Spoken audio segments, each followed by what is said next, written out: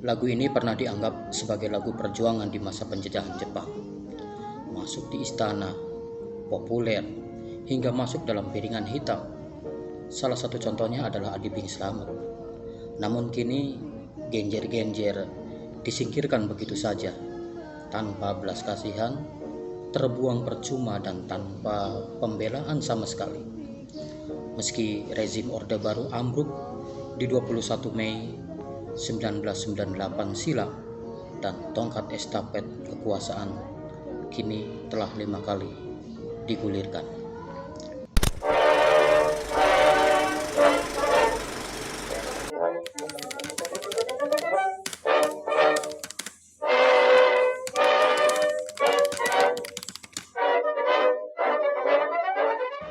Sahabat Black Neck, saya mau membahas lagu ini karena suatu saat saya menemukan lagu yang dinyanyikan oleh Ahmad Dhani yang berjudul Ojo Kuwi, yang menurut saya nadanya itu mirip-mirip dengan lagu Genjer-Genjer. Genjer-genjer kedoaan batik keleler. Tahu nggak lagu ini? Serius nggak ada lagu ini? Saya secara pribadi mempunyai pengalaman kurang asyik ya dengan Genjer-Genjer ini. Ketika saya masih kecil, saya pernah bersenandung lagu Genjer-Genjer, namun tidak selesai karena selain saya tidak hafal liriknya, juga karena orang tua saya meminta saya untuk menghentikan ya dendangan lagu tersebut. Alasannya nanti saya ditangkap oleh ABRI ya. Nah, bertahun-tahun lalu kejadian itu berlalu dan saya masih teringat, dan ingatan itu kembali ketika Ahmad Dhani menyanyikan lagu Ojo Kuwi. Nanti lagu Ojo Kuwi bisa dilihat ya. Nah, perjalanan Genjer-Genjer ini sangat unik ya.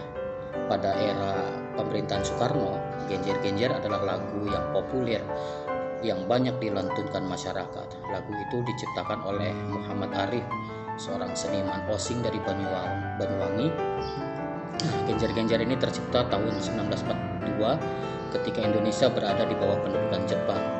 Lagu ini berfungsi sebagai media kritik atas penjajahan, menggambarkan rakyat kecil yang hanya bisa makan dengan lauk genjer. Nah, setelah peristiwa G30S, lagu Genjer-Genjer ini mendadak tabu diperdengarkan. Siapa yang menyanyikan akan ditangkap oleh aparat keamanan dan dicap sebagai seorang komunis. Semua ini bermula ketika Muhammad Arif bergabung dengan Lembaga Kebudayaan Rakyat atau disingkat dengan Lekra. Lembaga tersebut merupakan organisasi kebudayaan yang dianggap dekatlah dengan Partai Komunis Indonesia saat itu. Nah, kala itu PKI sedang gencar-gencarnya memperkuat basis ideologi komunis di Indonesia. Karena faktor sejarah, penciptaan dan fungsinya sebagai media perlawanan, PKI lantas memanfaatkan lagu Genjer-Genjer ini untuk mendukung usaha tersebut ya. PKI mengupayakan agar Genjer-Genjer didengarkan secara intensif melalui siaran RRI dan TVRI. Artis-artis kondang pun dirangkul untuk menggait penggemar fanatiknya. Tidak hanya di kalangan komunis, PKI menginginkan Genjer-Genjer agar disukai khalayak ramai. Upaya PKI akhirnya berhasil. Genjer-Genjer tidak lagi difungsikan sebagai media kritik masyarakat Banyuwangi saja, tetapi juga diterima secara nasional, secara massal. Orde Baru melarang lagu ini karena dianggap mengandung isyarat rencana pemberontakan pagi buta 1 Oktober 1965. Bahkan salah satu mitos yang tersebar luas di masyarakat, lagu ini dinyanyikan yaitu saat para pahlawan revolusi ini disiksa dan dibunuh di lubang buaya.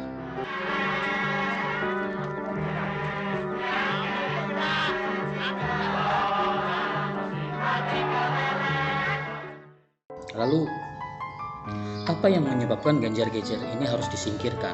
Apakah lagu Genjer-Genjer itu adalah lagu patriotik? Atau lagu Genjer-Genjer itu lagu yang revolusioner? Lagu Genjer-Genjer sebetulnya hanya melukiskan karakter agraris penduduk Banyuwangi ya, yang menggambarkan bahwa sumber-sumber ekonomi dihasilkan terutama dari sektor pertanian. Dengan demikian, masyarakat Banyuwangi akrab dengan jenis tumbuhan seperti padi, palawija, genjer, semanggi, rumput, jagung dan lain sebagainya. Sehingga dapat dipastikan tidak ada seorang petani lokal pun yang tidak mengenal daun genjer. Di sini genjer-genjer mempunyai fungsi representasi atas sejarah, kolonialisme, imperialisme. Apabila mentelaah suasana lagu genjer-genjer, komponis di sini tampaknya sedang menangkap satu fenomena yang tidak menyenangkan. Lagu ini menjadi simbol kemarahan, frustasi, kegelisahan yang akut. Lagu ini mencoba untuk mengajak pendengarnya untuk merefleksikan kembali kehidupan keluarga miskin di Banyuwangi. Mereka berusaha bertahan hidup dengan memanfaatkan apapun yang ada di sekitarnya, termasuk tanaman genjer yang sebelumnya dianggap sebagai tanaman liar.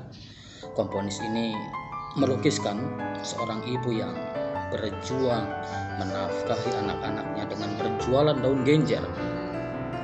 Singkatnya, sepertinya tidak ada yang istimewa dari penggambaran komponis dalam lagunya ini ya. Secara harfiah gak ada indikasi distorsi berlebihan yang mengarah pada bentuk-bentuk konsolidasi massa, mengumpulkan massa maupun semangat patriotik revolusioner. Musik ini ya ditabuh dengan kemalasan yang semakin melemahkan jiwa, menawarkan kesakitan yang tak kunjung sembuh. Kemudian muatan sastranya juga cenderung minimalis di sini. Jadi di sini hemat saya, genjer-genjer ini masuk dalam kategori lagu daerah populer. Sekalipun simbol-simbol itu tidak terlacak ya, paling tidak mempunyai daya pikat lah atau nilai jual komersil dan ditularkan dari telinga ke telinga. Wajar apabila genjer-genjer digemari masyarakat Banyuwangi, terlebih ketika lagu itu dianggap mewakili kondisi penderitaan masyarakatnya. Namun untuk dikatakan sebagai musik yang berkarakter patriotik revolusioner, kayaknya tidak ada ungkapan yang tepat ya untuk disandangkan, selain hanya itu adalah mitos. Pertarungan ideologi mau tidak mau juga merupakan pertarungan simbolik. Ketika genjer-genjer digunakan sebagai salah satu instrumen ideologi, maka secara tidak langsung lagu itu dianggap ikut bertarung menghadapi ideologi lawan. Yang paling banyak menyakitkan lagi adalah bagaimana genjer-genjer ini digeser oleh lagu plesetannya. Nah, dalam catatan pribadi dari Hasan Singodimayan ya, seniman HSBI, Himpunan Seniman Banyuwangi Indonesia, dan teman akrab dari Muhammad Arif ini menuliskan bahwa lagu genjer-genjer itu ada yang diplesetkan. Salah satu liriknya itu begini: Jenderal nong ibu kota pating keleler, emak gerwani teko nyuliki jenderal, oleh satru mung sedot sing tole-tole, jenderal saiki wis dicekeli, jenderal isuk podo disiksa, dijejer ditaleni lan dipelosor, emak gerwani teko kabeh milu ngersaya, jenderal maju terus dipateni. Dengan adanya plesetan ini, maka makin kuat alasan Orde Baru untuk mengeliminasi lagu ini. Pasca peristiwa G30S 1965, siapapun yang tetap menyanyikan lagu genjer-genjer akan ditangkap oleh aparat keamanan, dan tentu saja dengan tuduhan komunis akibat larangan menyanyikan lagu-lagu komunis. Maka beberapa seniman gandrung di Banyuwangi juga ya ikut dilarang ya, tidak boleh menyanyikan lagu genjer-genjer ini. Nah, jadi pelarangan genjer-genjer bukan disebabkan oleh nilai artistik lagu itu, namun lebih pada hubungan lagu itu dengan ideologi dan struktur sosial masyarakat yang luas. Secara disengaja, genjer-genjer adalah gejala penyimpangan makna yang diproyeksikan untuk tujuan-tujuan politik dan ekonomi. Lalu nasib lagu itu banyak ditentukan oleh pertarungan dominasi hegemoni politik antara Orde Lama dan Orde Baru. Bahkan bukan lagi pada fitrahnya sebagai lagu rakyat yang seyogyanya diletakkan di atas yang terhormat.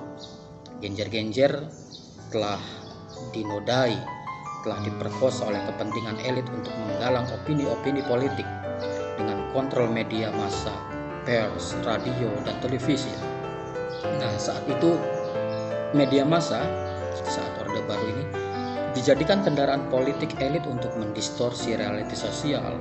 Genjer-genjer diartikulasikan kembali ke dalam mindset masing-masing aktor dengan cara membengkokkan sejarah dan memutarbalikkan fakta. Dan universalisme yang dikandung dalam musik bisa dikatakan seperti bullshit, seperti bualan belaka jika dihadapkan pada pertarungan ideologis.